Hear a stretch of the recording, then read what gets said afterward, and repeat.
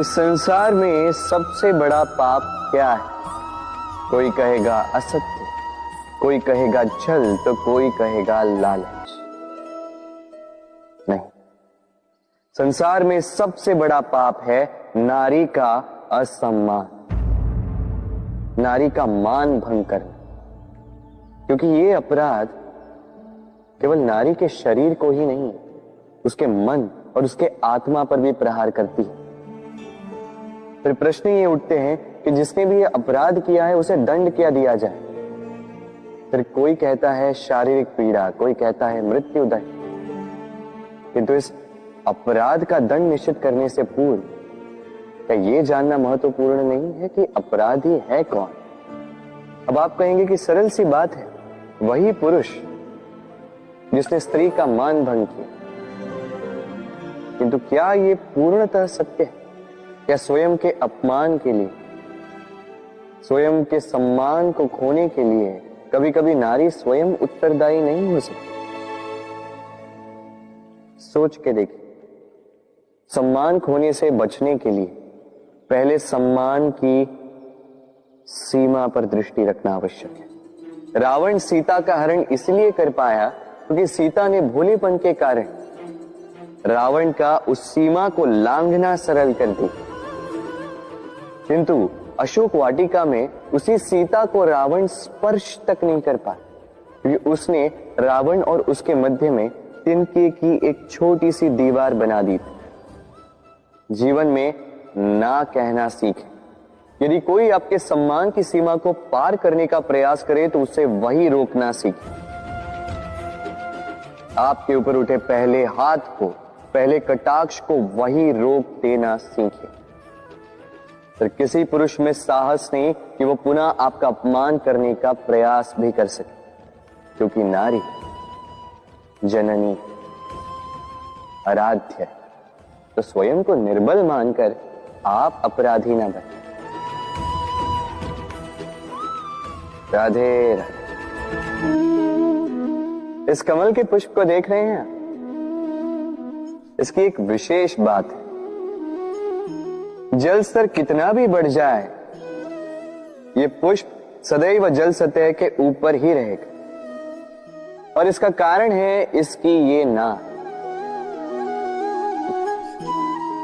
जैसे जैसे जल स्तर बढ़ता है वैसे वैसे ये नाल भी बढ़ती और इस पुष्प को जल सतह के ऊपर रखती। किंतु जब जल स्तर घटता है ये नाल घट नहीं पाती और फिर स्वयं के साथ ही इस पुष्प का भी विनाश कर देती। मनुष्य के साथ भी यही होता है। जैसे जैसे मनुष्य समृद्ध होता जाता है वैसे वैसे उसका जीवन स्तर बढ़ता जाता है, उसकी अपेक्षाएं, उसकी आवश्यकताएं बढ़ती जाती। किंतु जब संपन्नता घटने लगी उसकी आवश्यकताएं कम नहीं हो पाती और फिर इसी कमल की भांति मनुष्य भी टूट जाता है। तो फिर क्या करें? क्या किया जाए इस परिस्थिति में? जीवन स्तर बढ़ाना छोड़ दे? कदापि नहीं। किंतु जीवन स्तर बढ़ाने के साथ साथ ही अपनी आत्मशक्ति को सुदृढ़ करें। संकट का समय आने पर आप अपना जीवन कैसे व्यतीत करेंगे इसका अभ्यास करें, क्योंकि जीवन स्तर और जल स्तर तो घटते बढ़ते रहेंगे। ये आप पर निर्भर करता है कि आप इन दोनों के बीच का तालमेल कैसे सुनिश्चित करते हैं। राधे राधे। इस हीरे को देख रहे हैं आप? लाखों करोड़ों वर्षों तक धरती के गर्भ में रहने के पश्चात ये इतना कठोर बनता है, किंतु जब खान से निकाला जाता है कोयले की ही भांति होता है, श्वेत, कठोर, निस्तेज। किंतु जब इसे तराशा जाता है तब इसे तेज प्राप्त होता है और तब ये अपना मूल्य बढ़ाता है। संसार में मनुष्य के साथ भी यही होता है। मनुष्य की बुद्धि, मेधा, अनुभव उन वर्षों के कारण नहीं बढ़ती जो वर्ष हमने हमारे जीवन में व्यतीत किए, बल्कि उन क्षणों से निखरती है जब हमने कठिनाइयों का सामना किया, चुनौतियों का सामना किया, संकटों का सामना किया, छल और पीड़ा से। इसलिए यदि आपके जीवन में आपके सामने संकट आए, चुनौतियां आए, पीड़ा आए, तो उसे भयभीत मत होइएगा, उसका स्वागत कीजिए, क्योंकि यही परिस्थितियां आपको वो अनुभव देगी जो आपको प्रबुद्ध करे। राधे राधे। प्रकृति ने हर जीव में एक भाव भरा है ताकि वो निश्चल ना रहे, कुछ न कुछ कर्म करता रहे, और वो भाव है भूख। संसार में हर जीव, हर पशु, पक्षी, प्राणी परिश्रम करता रहता है अपनी इस भूख को मिटाने के लिए। परंतु क्या अन्य जीवों की भांति मनुष्य की भूख भी पेट तक ही सीमित रहती? तन की भूख मिटाते मिटाते कब ये भूख मन और माया की तृष्णा में बदल जाती है पता ही नहीं चलता। और अधिकतर ये तृष्णा धन संग्रहित करने तक ही रह जाती। अपना जीवन जीना छोड़कर किसके लिए ये धन संग्रहित कर रहे हैं? आने वाली पीढ़ी के लिए। बड़ी विचित्र बात। अपना जीवन जीना छोड़कर धन संग्रहित करते करते अपने जीवन का सुख भी मिटा रहे हैं और आने वाली पीढ़ी को कर्म करने से भी बाधित कर। पूत कपूत तो क्यों धन संचय, पूत सपूत तो क्यों धन संचय। अपनी संतान को संस्कार दीजिए, धन नहीं।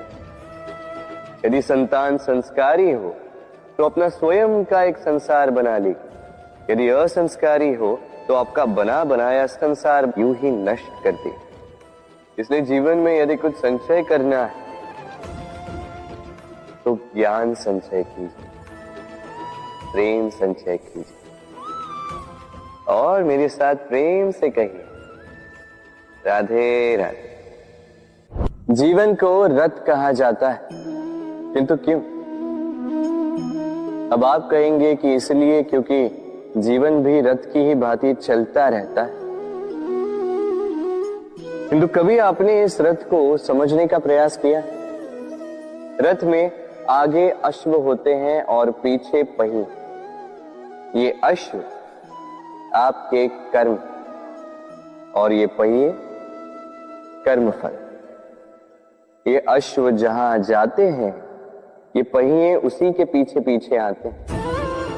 यदि आपके अश्व यानी आपके कर्म शुभ सरल मार्ग पर चले तो आपकी यात्रा आनंदमयी होगी। यदि दुष्कर्म के बुरे पथ पर चले तो आपकी यात्रा गड्ढों और झटकों से युक्त होगी। अब चयन आपका है, आप क्या चाहते हैं? आपकी यात्रा आनंदमयी हो या पीड़ादायी? अपने कर्मों के अश्वों को नियंत्रण में रखें। फल का पहिया सदैव आपको मधुर रास ही देगा। राधे राधे। बताइए श्रेष्ठ कौन? रेशम के धागे बनाने वाला या उन धागों को बुनकर वस्त्र बनाने वाला? निश्चित रूप से वस्त्र बनाने वाला। अब बताइए श्रेष्ठ क्या है? माटी को पूरे तट पर बिखेर कर रख देने वाली बाढ़ या उस माटी को समेट कर उसी से एक मूर्ति बनाने वाला मूर्ति का? निश्चित रूप से मूर्ति का। अब बताइए श्रेष्ठ कौन है?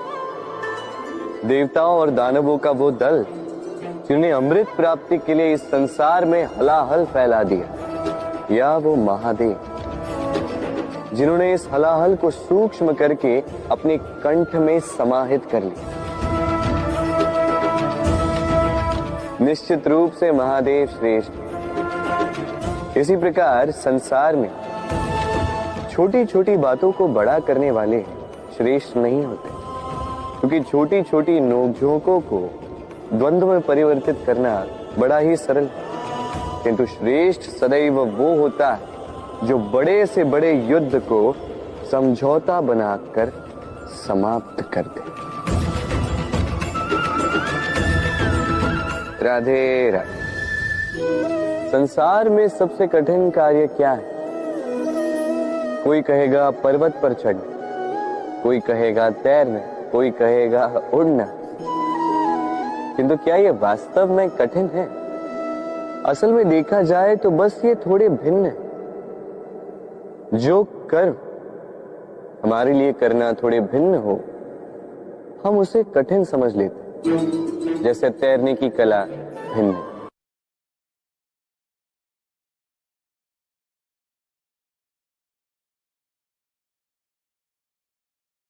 बड़े ही परिश्रम से इसे बनाती हैं, अपने शरीर के रस से इसे बुनती हैं। क्या आप इसका उद्देश्य जानते हैं? आखिर मकड़ी इन जालों में नन्ही कीटों को फंसाकर उन्हें अपना भोजन बना लेती है। और क्या आप ये बात जानते हैं कि एक दिन मकड़ी इन्हीं जालों में फंसकर मृत्यु को प्राप्त हो जाती है? बताइए क्या करते हैं आप इन जालों के साथ? दिखते ही हटा देते हैं इनका अस्तित्व, है ना? दूसरी ओर चिड़िया का घोंसला। चिड़िया भी बड़े परिश्रम से इसे बनाती है, किंतु यदि चिड़िया इसे छोड़कर चली भी जाए, उसके पश्चात भी लोग इसका विनाश नहीं करते। कारण क्या? कारण यह है कि इसका निर्माण जीवन के संचयन के लिए किया गया था, आखेट के लिए नहीं। स्मरण रखिएगा, जीवन में आपका परिश्रम कितना भी अधिक हो, यदि आपका लक्ष्य शुभ ना हो तो आपको भी विनाश पाना ही होगा। तो सृजन करते रहिए और मगन होकर कहिए राधे राधे।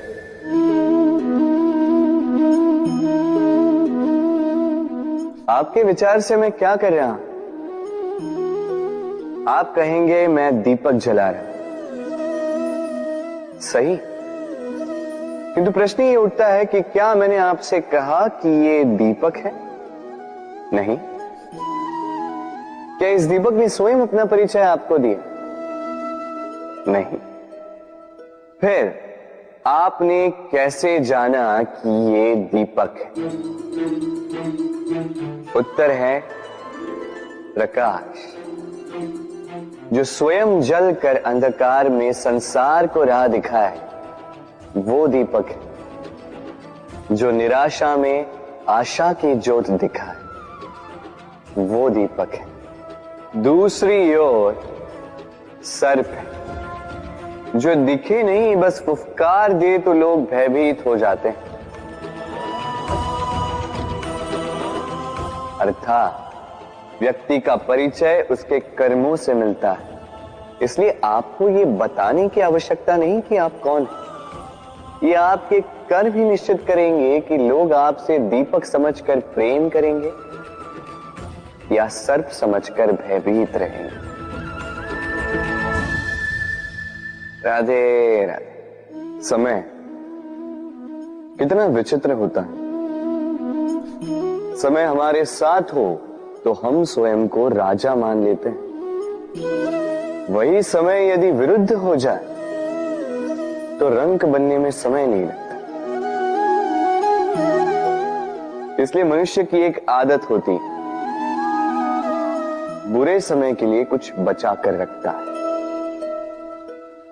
संबंधी, मित्र बुरे समय में साथ छोड़ देते हैं। यश, मान बुरे समय में चला जाता है। तो व्यक्ति सोचता है क्यों ना धन संचय कर। धन का तो कोई मन नहीं होता जो समय आने पर बदल जाए। संसार कहता है कि धन का संचयन करते रहो, बुरे समय में काम आएगा। मैं कहता हूं शुभ कर्म करते रहो, आनंदित रहो, स्वयं पर और ईश्वर पर विश्वास रखो, बुरा समय कभी आएगा ही नहीं। राधे राधे। प्रकृति ने मनुष्य को एक विशेष शक्ति दी है, अन्य जीवों से अधिक शक्ति दी, स्मरण शक्ति। यही शक्ति मनुष्य को अन्य जीवों से भिन्न बनाती, इतिहास लिखने की प्रेरणा देती, ज्ञान को पीढ़ी दर पीढ़ी आगे भी बढ़ाती। और जो भूल जाते हैं, अधिकतर रूप से वो उपहास और दया के पात्र बन जाते हैं। परंतु क्या यही पूर्णतः सत्य है? नहीं। यही स्मरण शक्ति मनुष्य के विकास में सबसे बड़ी बाधा भी बन जाती है, उसके चित्त को दूषित कर देती। बुरे अनुभव, किसी का दिया गया धोखा, किसी का किया गया कटाक्ष मनुष्य भुला नहीं पाता और फिर लग जाता है प्रतिकार में। पहले समय नष्ट करता है प्रतिकार की तैयारी में, फिर समय नष्ट करता है प्रतिकार का अवसर ढूंढने में। यदि संतोष पाना है, यदि जीवन में आनंद पाना है, तो स्मरण शक्ति का सदुपयोग कीजिए। अपनी स्मरण शक्ति को केंद्रित कीजिए केवल अच्छी बातों और अच्छी यादों की ओर।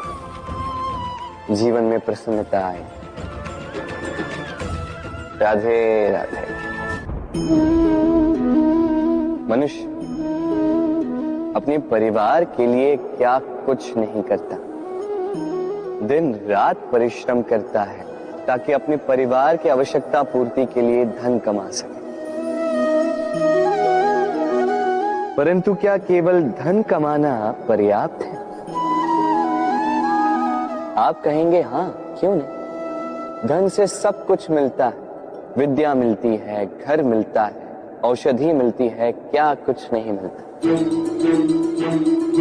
ये सब एक सीमा तक ठीक, किंतु तनिक मन से सोच के देखिए, जब बालक रोगी होता है तो वो उस कड़वी औषधि को क्यों पी लेता?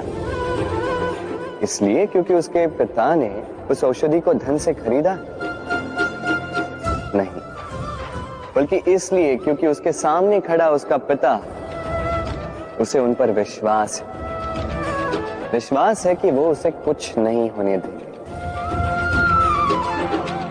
ये विश्वास, ये संस्कार, ये सीख कभी धन से नहीं मिलती। ये मिलती है उस समय से जो माता पिता ने अपने संतान के साथ बिताया। इसलिए जीवन में धन अवश्य कमाई, तो अपने परिवार को भी समय दीजिए, प्रसन्नता मिलेगी। राधे राधे। मुझे बताइए, इस दीवार को तोड़ने का क्या लाभ है? यदि किसी संबंध में संदेह घर कर लेता है तो आए दिन शत्रुता की स्थिति बनी रहती है। कल कोई और कारण बन सकता है इस दीवार के पुनः बनने का। तो क्या पुनः इस दीवार को बनाएंगे काका?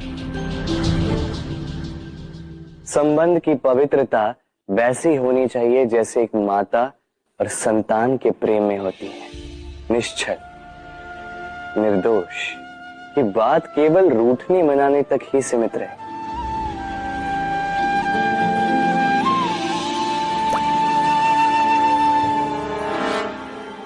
और कोई भी घुसपैठिया आकर भावों को दूषित न कर पाए। ना कोई वस्तु, ना कोई परिस्थिति, ना कोई व्यक्ति,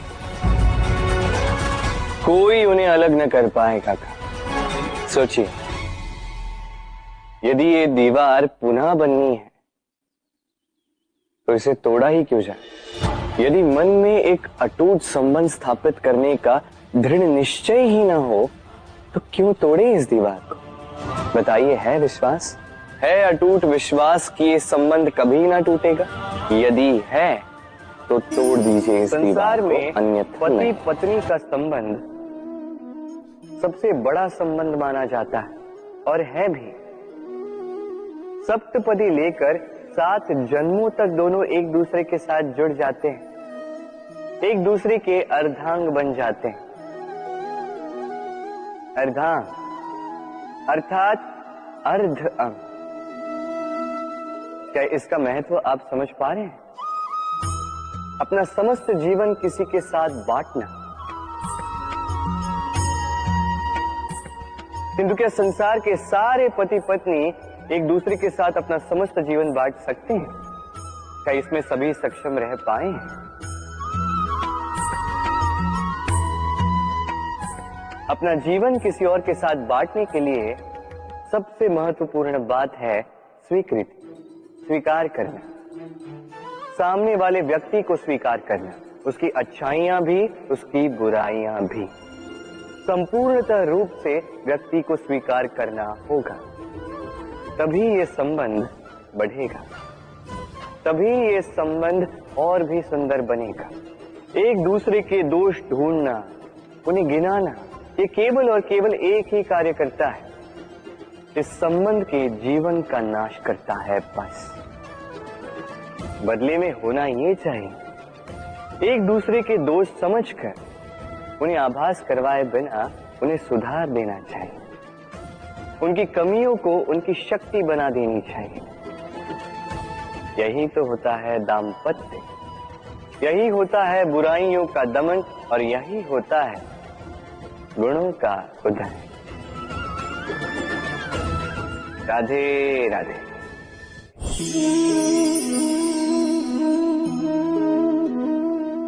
कंकड़ इतना छोटा सा कि उंगली पर आ जाए, किंतु सोचिए यदि यही कंकड़ आंख में लग जाए तो कितनी बड़ी समस्या बन जाता है। अब सोचिए ये कंकड़ आपके मार्ग में है, आप पादुकाएं पहनकर बड़ी सरलता से आगे निकल जा सकते हैं, किंतु यदि यही कंकड़ आपके पांव और पादुकाओं के बीच फंस जाए तो आप ठीक से चल नहीं पाएंगे, भले ही वो मार्ग पुष्पों से भरा क्यों न हो। अर्थात आप बाहर की समस्याओं से, उन चुनौतियों से लड़ सकते हैं, भीतर की नहीं। भीतर की समस्याओं से लड़ना अत्यंत कठिन होता है, इसलिए सर्वप्रथम आप भीतर से शक्तिशाली हो जाइए, भीतर से पूर्ण हो जाइए, फिर आप इस संसार के समस्त समस्याओं और चुनौतियों से लड़ सकते हैं, आप विजयी हो सकते हैं। राधे राधे। प्रेम, ये प्रेम इस संसार में किसे नहीं भाता, हर किसी ने प्रेम का अनुभव किया ही, हर कोई जानता है ये प्रेम कितना सुंदर है, क्यों ना? ये प्रेम भाव इस संसार में सबसे शक्तिशाली भाव। अब हर शक्ति के साथ आते हैं कुछ उत्तरदायित्व। अब जैसे ही ये उत्तरदायित्व तो हमारे जीवन में आते हैं, हम सर्वप्रथम प्रेम को भूल जाते हैं, फिर हमें ये प्रेम, ये बोझ लगने लगता है। किंतु इस संसार का सत्य तो यही, हर प्रसन्नता के साथ उत्तरदायित्व आएंगे जिसका पालन हमें करना ही होगा।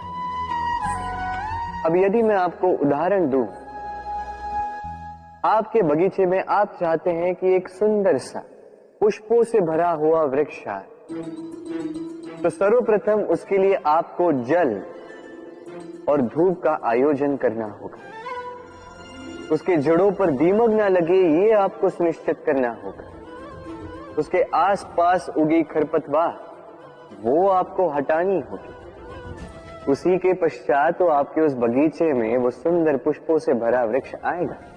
क्यों? इसी प्रकार होता है प्रेम भी। सर्वप्रथम आपको इसमें समर्पण का खाद जल डालना होगा, अविश्वास और संदेह, इसकी खरपतवार आपको हटानी होगी, और विश्वास की ये जड़ें कभी न दुर्बल पड़े ये आपको सुनिश्चित करना होगा। उसी के पश्चात प्रेम का वास्तविक सुख आप अनुभव कर पाएंगे। राधे राधे। प्रेम, प्रेम क्या है सभी जानते हैं। सामान्य रूप से ये प्रेम आकर्षण से प्रारंभ होता है और इसमें कुछ भी बुरा नहीं है। महत्वपूर्ण बात यह है कि इस प्रेम का लक्ष्य क्या है। जिससे आपने प्रेम किया उसे पा लेना या ना पाने के कारण स्वयं को विचलित कर इस संसार से मुख मोड़ लेना। यदि कोई इन दोनों विकल्पों में से कोई एक चुनता है तो आपको बता दो, ये दोनों ही प्रेम का अंत है। प्रेम का असली अर्थ है समर्पण, संपूर्ण निस्वार्थ समर्पण। ऐसा प्रेम जिसमें जिनसे आपने प्रेम किया उसको पाने की प्रसन्नता आपका लक्ष्य नहीं है। जिनसे आपने प्रेम किया उसे प्रसन्न करना आपका लक्ष्य हो। ये प्रेम ईश्वर है, किंतु यदि इस प्रेम में पूर्णतः समर्पित नहीं होंगे तो इस प्रेम में एक आकार नहीं हो पाओगे। किंतु यदि इस प्रेम में स्वयं को पूर्णतः समर्पित कर दिया तो समझो इसी प्रेम में आप ईश्वर पाओगे। राधे राधे। सम्मान, संबंध दोनों एक दूसरे के साथ ऐसे जुड़े हैं जैसे दीपक और बाती। ना कोई कम है ना कोई अधिक, दोनों का अधिकार समान होना चाहिए। जैसे पति पत्नी का संबंध। अब इसमें पति का अर्थ स्वामी नहीं, साथी। उसका कर्तव्य है साथ देना, आदेश देना नहीं। और ये संबंध सहकार से बनता है, अधिकार से नहीं। हाथ बढ़ाने से बढ़ता है, उंगली उठाने से नहीं। यदि इस संबंध में एक दूसरे का मान रखोगे, एक दूसरे का सम्मान करोगे, तभी ये संबंध बढ़ेगा, तभी ये संबंध अभिमान योग्य बनेगा। राधे राधे। सूर्य की किरणें कितनी दिव्य होती हैं ना। प्रतीत ही नहीं होता कि ये सूर्य रात्र भर अंधकार से जूझ रहा था। ये सूर्य प्रतिदिन उदित होता है, ये भुलाकर कि पिछली सांझ में ये डूब गया था। फिर से उदित होता है, सारे संसार को प्रकाश देता है। यही अंतर है हम में और सूर्य में। सूर्य बीती को बिसार कर आगे बढ़ता है, हम प्रतिदिन भोर में उठते हैं, वही पुरानी बातों को साथ लेकर चलते हैं, उसी कड़वाहट में स्वयं को लपेट लेते हैं। अब यही बीती बातों की श्रृंखला हमें जीवन में आगे बढ़ने ही नहीं देती। देखिए, यही जीवन है। भूल सबसे होती है, अपयश सबको मिलता है, सबकी यात्रा में असफलता लिखी है, सभी बुरे दिन देखते हैं। किंतु इन सारी बातों को भुलाकर जब जीवन में आगे बढ़ोगे, तभी तो इस संसार में, इस आकाश में सूर्य बनकर चमकोगे, तभी तो इस संसार को प्रकाश दोगे। इसलिए प्रतिदिन जागिए, एक नए जन्म के साथ, एक नए उत्साह के साथ, एक नए लक्ष्य के साथ। क्योंकि ये बीती बातें आपको पीड़ा देने के लिए नहीं, केवल शिक्षा देने के लिए होती हैं। राधे राधे। नवरात्रि का पर्व आरंभ हो चुका है और ये पर्व अत्यंत भव्य है, क्योंकि ये पर्व जगत माता से जुड़ा है। मां कितना छोटा सा शब्द है, किंतु ठीक से देखो तो समस्त संसार इसी शब्द में समा है।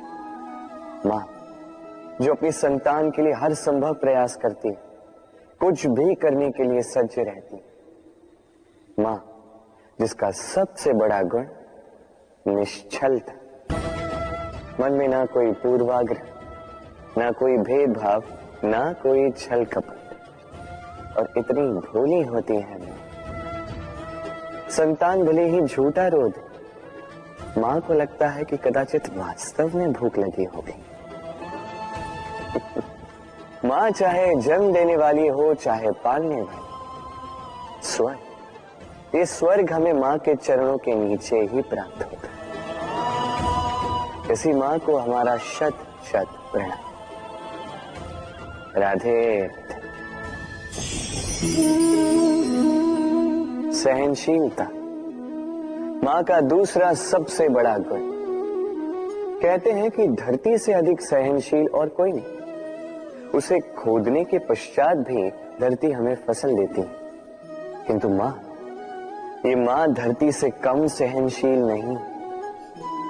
तनिक सोचिए, 9 माह तक संतान को अपनी कोख में रखना, क्या ये सहनशीलता कोई पुरुष दिखा सकता? क्या ये सहनशीलता कोई पिता दिखा सकता है? स्त्री में शील भले, सहनशीलता की परिभाषा उसे मां बनने के पश्चात प्राप्त होती है। स्वयं का अस्तित्व भुलाकर संतान का अस्तित्व बनाती है। शिशु की लात खाकर भी आनंद से उसे दूध पिलाती है। ये होती है मां। और इसी मां जननी को हमारा शत शत प्रणाम। राधे राधे। मां का एक और सबसे महान गुण, स्वयं को ढालने की अद्भुत शक्ति। जिस प्रकार एक मां स्वयं को ढाल सकती है और कोई नहीं कर सकता। मां एक महानदी की भांति है, जिसकी ऊर्जा असीमित है, किंतु अहंकार बिल्कुल नहीं। जिस प्रकार एक नदी ढलान के अनुरूप मुड़ जाती है, उसी प्रकार एक मां अपने संतान के अनुरूप ढल जाती है, चाहे जैसी भी परिस्थिति हो। उसके सोने के समय के अनुरूप स्वयं का सोना, उसके जागने के समय के अनुरूप स्वयं का जगना। संतान की इच्छा का भोजन वो स्वयं का मनपसंद भोजन बना लेती है। ये मां का आंचल ही तो है, जो धूप में छाप बनकर आता है, जो शीत में कंबल बनकर आता है। मां ऐसी होती है कि संतान की निद्रा ना टूटे, इसलिए एक करवट सोने का अभ्यास कर लेती है। और इतना स्वयं को केवल वही ढाल सकती है जो संतान की ढाल बन सकती है। इसी मां को हमारा शत शत नमन। राधे राधे। मां के 2 और सबसे महान गुण, साहस और संबल। साहस ये कि वो अपने संतान के लिए कुछ भी कर सकती है, और संबल ये कि वो अपनी संतान को कभी टूटने बिखरने नहीं देगी। तनिक सोचिए, जब भी आपको चोट लगती है, चीख से पूर्व मां का नाम मुख में क्यों आता है? तनिक सोचिए, जब आपको बल की आवश्यकता होती है, साहस की आवश्यकता होती है, आगे आप अपना मार्ग देख रहे हैं जो अत्यंत कठिन प्रतीत हो रहा है, तब मुख से मां की ही शपथ क्यों निकलती? क्योंकि मां ही है जो हमें साहस देती है, मां ही है जो हमें सहारा देती है। मां जानती है कैसे हमारी उंगली पकड़ के हमें चलना सिखाना है। मां ये भी जानती है कि कैसे कान पकड़ के हमें उचित मार्ग पर लाना है। इसी साहसी मां को हमारा शत शत नमन। राधे राधे। कभी आपने सुना है, हिरणी सिंह से बचने के स्थान पर उससे जाके लड़ पड़ी। हिरणी ने सिंह पर आक्रमण कर दिया। कभी सुना है? कभी नहीं। किंतु ऐसा हो सकता है, ऐसा होता भी है, और ये होता तब है जब हिरणी के शावक संकट में हो। जब उन्हें सिंह से प्राणों का संकट हो, तब हिरणी भी आके सिंह से लड़ पड़ती है, उससे भिड़ पड़ती है, क्योंकि वो मां है और मां अपनी संतान के लिए कुछ भी कर सकती है। ये ममता है, ये जितनी कोमल हो सकती है उतनी ही कठोर भी हो सकती है, और अपनी संतान के हित के लिए वो क्रोध की पराकाष्ठा पार करते हुए अपनी संतान की सुरक्षा करके ही रहेगी। और इसीलिए तो मां संतान के जीवन के सबसे बड़ी ढाल कहलाती है। इसी मां को हमारा शत शत नमन। राधे राधे। करुणा, करुणा वो भाव है जिससे संसार के सारे भाव जन्म लेते हैं, और ये समस्त संसार ये मां से जन्म लेता है। मां वो व्यक्ति है जो करुणा का सागर है। संतान को देखकर ही समझ जाती है कि उसकी विडंबना क्या है, उसकी आवश्यकता क्या है। संतान के नेत्रों में यदि अश्रु दिखे, वो देखकर ही समझ जाती है कि उसके शरीर के कौन से भाग में उसे चोट लगी है। संतान के बिना कहे मां समझ जाती है कि आज भोजन में संतान क्या खाएगी। ये होती है मां। मां करुणा का सबसे बड़ा रूप है। और आज के युग में मनुष्य जो है, थोड़ा भी आगे क्यों ना निकल जाए, मां को तो पीछे ही छोड़ देता, मां को भूल ही जाता है। ये भूल आप कभी ना करें, कभी ना करें, क्योंकि मां वो करुणा है तो यदि आपके जीवन से चली गई, उसके पश्चात आप जीवन अवश्य जिएंगे, किंतु कभी जीवन जी नहीं पाएंगे। उसके पश्चात आपके जीवन से आपका ये मूल्य, आपके जीवन से करुणा का ये भाव, ये भी आप खो दोगे। आपकी मां सबसे अधिक महत्वपूर्ण है। यदि मां को खो दिया तो समझ लीजिए सब कुछ खो दिया। इसलिए मां को सदैव स्मरण रखिए, सदैव उसे प्रेम दीजिए, और मेरे साथ कहें राधे राधे। आज विजयदशमी, वो दिन है जब श्री राम ने रावण का वध किया। वो दिन है जब श्री राम ने लंका पर विजय प्राप्त की। लोग कहते हैं कि ये अच्छाई की बुराई पर विजय का प्रतीक है। इसे देखने का एक और रूप भी है। जी हां, ये प्रेम के विजय का भी प्रतीक है। ये परिवार के विजय का भी प्रतीक है। आपको तो ज्ञात होगा ही कि रावण महाज्ञानी था, महाशक्तिशाली था, महादेव का परम भक्त था रावण। अब जो व्यक्ति कैलाश पर्वत उठा सकता था, वो व्यक्ति स्वयं एक कटे हुए वृक्ष की भांति श्री राम के चरणों में गिरा हुआ।